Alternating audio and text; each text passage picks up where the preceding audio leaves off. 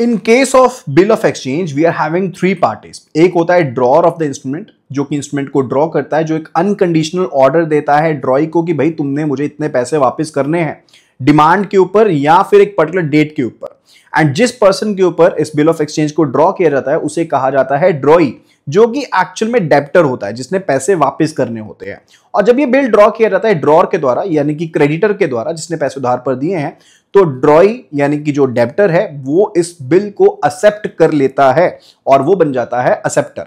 अब इस केस में ट्विस्ट ये है कि अनकंडीशनल ऑर्डर दिया जाएगा ड्रॉअर के द्वारा कि ये पैसा ड्यू डेट के ऊपर या जब डिमांड किया जाएगा उस टाइम के हिसाब से तुम पैसा दे दोगे एक पर्सन को, जो होगा पेई, जो कि थर्ड पार्टी है। तो बिल ऑफ एक्सचेंज के केस में तीन पार्टीज हैं, ड्रॉअर, ड्रॉई एंड पेई। एंड जो ड्रॉई होता है वही एक्सेप्टर भी होता है। एंड दो टाइप्स होती हैं, एक होता है यूसेंस बिल ऑफ एक्सचेंज और दूसरा होता है demand bill of exchange. Demand bill of exchange जैसे नाम से पता लगता है, साइट बिल ऑफ एक्सचेंज भी कहते हैं, यानी कि जब आप डिमांड बिल ऑफ एक्सचेंज को पास करेंगे, डिमांड करेंगे एक्सेप्टर के पास, ड्रॉई के पास, तो उसे पैसे उस टाइम पर देने पड़ेंगे।